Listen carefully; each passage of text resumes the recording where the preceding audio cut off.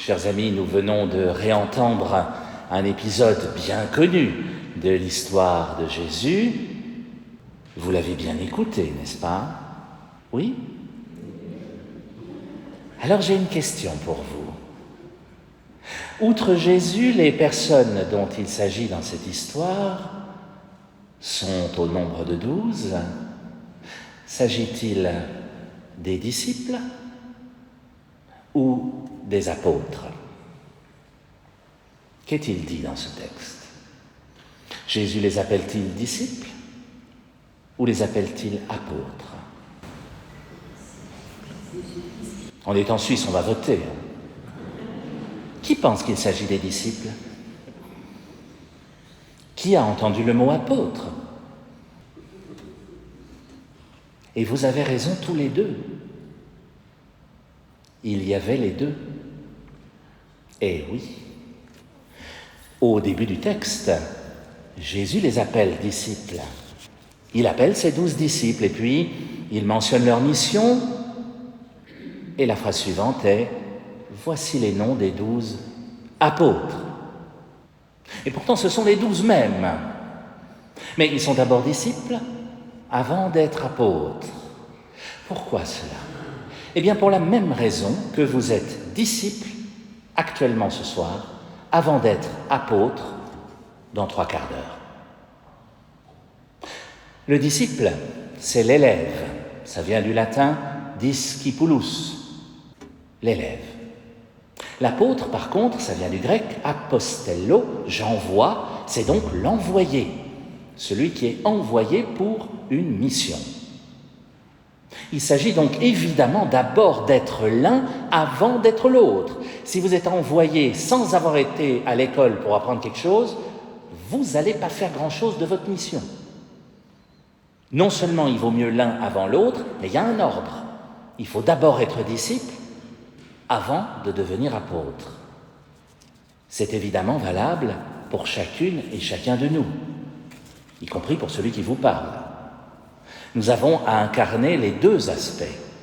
Nous avons à devenir des disciples missionnaires, comme le disent bon nombre de livres actuels qui parlent des paroisses et de votre mission de paroissien. Et oui, j'ai bien dit votre mission. Vous avez une mission, chers amis. Ça engage de suivre le Christ, vous savez. Chaque fois que j'entends cette fameuse phrase qu'on entend souvent en paroisse, « pas abbé, hein, vous êtes bon, mais ailleurs ». Oui, c'est toujours pareil, quand tu t'engages, tu donnes le petit doigt, on te bouffe le bras. Vous avez déjà entendu cette phrase-là, non? Je me dis déjà que ça dit quelque chose de la valeur de l'engagement de la personne qui prononce cette phrase, hein, le petit doigt. Il y a mieux comme engagement, hein, pardonnez-moi. La personne qui souhaite ne donner que le petit doigt, ça dit déjà quelque chose. Je veux bien venir à la messe, mais je veux pas qu'ensuite le Christ m'en demande plus. Alors ça, non, hein. Le conseil de communauté, il ne faut pas pousser non plus. On a déjà tellement fait pour la paroisse. On ne va pas encore nous redemander quelque chose. Eh bien, si. Si, chers amis, être chrétien, ça dure toute une vie, pas seulement le temps d'un mandat au conseil de communauté. Être disciple missionnaire, ça engage à plein de choses, pas seulement à donner son petit doigt si on veut suivre Jésus. C'est comme si dans un couple, après 10 ans de mariage, lorsque notre conjoint demande si on l'aime toujours, on répond « Bah oui, je te l'ai dit il y a 10 ans que je t'aimais, tu te souviens ?» Il ne faut quand même pas me le demander tous les jours. Ben j'espère bien que si. Hein. Puis j'espère bien que le conjoint va répondre tous les jours « Oui, je t'aime », comme au premier jour, peut-être même davantage. Être disciple missionnaire, c'est écouter tous les jours ce que le Christ attend de nous. Et ça évolue. Ça évolue avec la vie. Aujourd'hui, il vous a peut-être confié telle ou telle responsabilité, lecteur, pour proclamer ses merveilles au peuple de Dieu, comme Moïse dans notre première lecture. Demain, ce sera peut-être telle autre responsabilité à laquelle il vous appellera, un ministère de guérison, ou bien aller aider les malades, comme l'ont fait certains de vous ce matin à l'hôpital de Montaix, comme les disciples apôtres de l'Évangile vont auprès des malades eux aussi. Mais si vous vous dites « moi je m'engage pour 2 ans, pas plus », vous vous fourrez le doigt dans l'œil, excusez-moi de vous le dire. Avec le Christ, ça ne s'arrête jamais. J'en suis témoin. Je suis honnête. Je ne vais pas vous dire le contraire. Suivre le Christ, ça change toute une vie. C'est un contrat à durée indéterminée. Alors à ce stade, vous avez des gens qui disent « Et pourquoi j'irais m'engager pour le Christ ?» Qu'est-ce qu'il fait pour moi, lui ? D'abord, j'ai plutôt l'impression qu'il est absent dans ma vie, dans mes problèmes, dans mes soucis. Je prie puis je ne l'entends jamais. Alors, pour l'entendre, il faut peut-être commencer par faire silence, et ça, c'est pas facile, dans le brouhaha de nos vies, faire silence dans nos cœurs, et puis il faut peut-être venir écouter sa parole, c'est exactement ce que vous avez fait ce soir en venant ici, et puis il faut peut-être le recevoir en nous par l'Eucharistie, parce qu'on l'entend encore mieux quand il parle de l'intérieur. Mais passons, vous savez cela puisque vous êtes ici. Qu'est-ce qu'a fait le Christ pour nous ? 2 fois rien, c'est notre deuxième lecture qui nous le rappelait, la lettre aux Romains.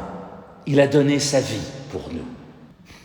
Et Paul enfonçait le clou, si j'ose me permettre cette image concernant Jésus, donner sa vie pour ceux qu'on aime, ça va encore, mais donner sa vie pour les pécheurs, pour des gens qu'il ne connaissait absolument pas, vous, moi, ça c'est autre chose.